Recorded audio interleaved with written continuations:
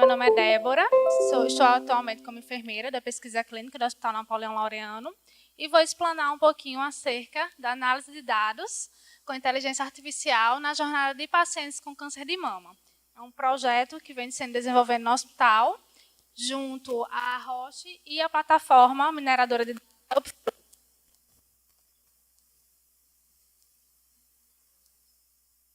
Tá indo não. Pronto. Ressalto que não tenho nenhum tipo de conflito de interesse, tá? Com relação à apresentação. Pronto. Com relação aos atendimentos quimioterápicos, no Hospital Napoleão Laureano, no ano de 2022, ocorreram 22.874, sendo de primeira vez 6.750, tá? E foram geradas a partir de primeira vez 296. Em 2023, tá, de março a setembro, nós tivemos 23.807 atendimentos, sendo de primeira vez 3.146. E a PACs foram geradas 221, isso para tratamento quimioterápico, tá? Esse dado de 2023 ele foi extraído através da plataforma da Upflux, tá? Que utiliza inteligência artificial, então não tem como ter intervenção humana nesse sentido. Pode passar. Então, a parceria ela surgiu em 2020, onde a Roche ela propôs, né, uma parceria com o Hospital Napoleão Laureano para testar a solução da Upflux na linha de cuidados de câncer de mama durante um ano. É uma startup, a Upflux é uma startup mineradora de processos, onde ela consegue fazer a extração dos dados do paciente por meio do prontuário eletrônico, no nosso caso, o MV. Então, ela permite uma visualização preditiva, antecipando-se aos possíveis erros, aponta as causas raízes dos problemas que venham a existir, dá 100% de transparência aos processos e revela também possíveis gargalos e entraves que possam estar acontecendo. E auxilia também na gestão de conformidade do processo. Com relação ao cronograma estabelecido, em março de 2022, ocorreu o alinhamento do grupo junto à diretoria. Durante os meses de agosto a novembro de 2022, ocorreu a parametrização dos dados e integração do nosso prontuário eletrônico com a plataforma da Upflux. Em novembro de 2022, ocorreu a implementação, o acompanhamento desses indicadores, ou seja, foram estabelecidos alguns indicadores que seriam acompanhados, e início da navegação dos pacientes. Em julho de 2023, ocorreu a formação de um novo grupo de trabalho e a definição de novas metas de indicadores. E agora, em setembro, está ocorrendo a apresentação desses dados. Com relação ao mapa da jornada dessa paciente, ela pode ter 3 tipos de entrada. Seja pelo oncologista, primeira consulta oncologista, onde ocorre também a solicitação de exames de imunistoquímica. Essa paciente ela pode seguir para quimioterapia adjuvante e, posteriormente, radiohormonoterapia, ou quimioterapia neoadjuvante, que é a quimioterapia realizada antes do procedimento cirúrgico. Pode ter entrada também pela consulta com mastologista, onde aí tem a questão das solicitações de mamografia, tomografia, ultrassonografia de mama, cintilografia óssea, corebiópsia. E, dependendo do que o mastologista avaliar, essa paciente pode ter já de imediato a questão da indicação cirúrgica, ou, se é necessário, passar pelo oncologista para ver a questão da quimioterapia neoadjuvante, que é a quimio realizada antes do procedimento cirúrgico. E, por fim, essa paciente pode ter entrado também pela questão da radioterapia. Existem alguns casos que as pacientes já realizaram químio e procedimento cirúrgico em outras instituições, já dentro do hospital, para a questão da radioterapia. E aí tem a primeira consulta com o médico da radioterapia e, posteriormente, agendado TC de planejamento e inicia-se a radioterapia. Com relação aos indicadores que foram estabelecidos para serem acompanhados, ocorreu acompanhamento entre o tempo de primeira consulta e o início do tratamento. Então, foram medidos os seguintes indicadores. Pode voltar. A primeira consulta com o oncologista para o tempo de cirurgia, o tempo entre a primeira consulta do oncologista para o início da quimioterapia e o tempo da primeira consulta com o oncologista para o início da radioterapia. Outro indicador verificado foi a primeira consulta com o mastologista para o início da cirurgia e a primeira consulta do mastologista para o início da quimioterapia. E, por fim, a primeira consulta com o radiologista para início da radioterapia.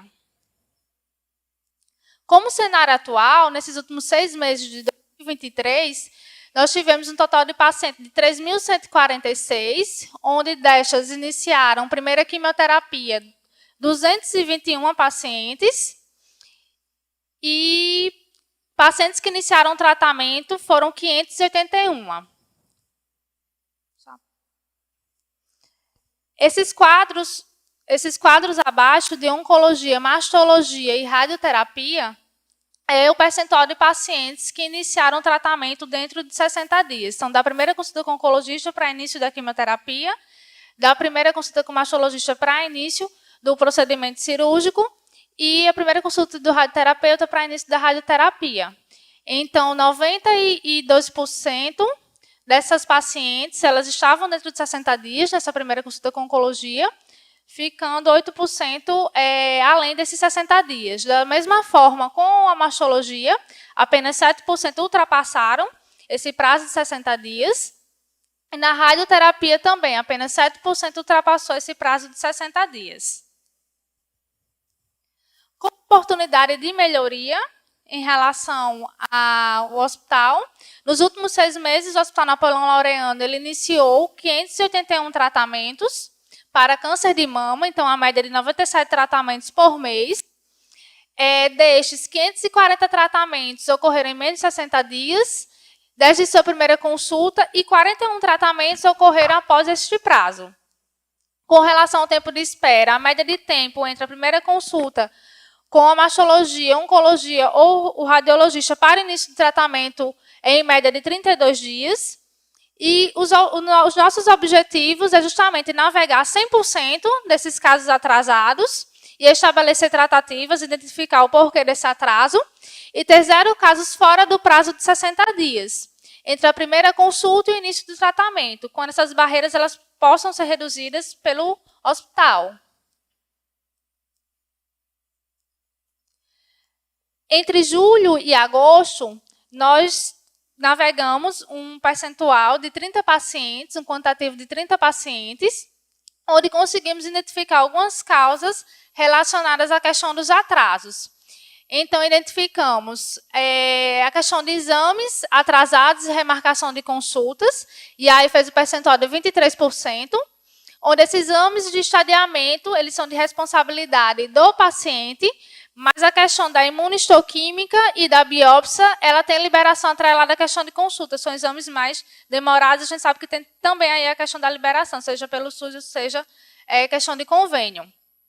Com relação à realização de procedimentos cirúrgicos, em alguns casos, houve a necessidade de neoadjuvância, então, anterior à cirurgia. Então, na verificação desse indicador entre a realização da primeira consulta com a mastologista para a realização do procedimento cirúrgico, se essa paciente necessitou de uma quimioterapia neoadjuvante, ela não vai conseguir cumprir o prazo de 60 dias em relação ao indicador verificado da primeira consulta com o mastologista para a cirurgia, porque a gente vai ter aí nesse meio a quimioterapia neoadjuvante.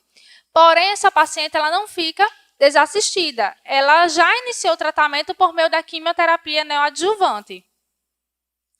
E com relação à radioterapia, também identificamos necessidade de tratamento quimioterápico anterior à questão da cirurgia.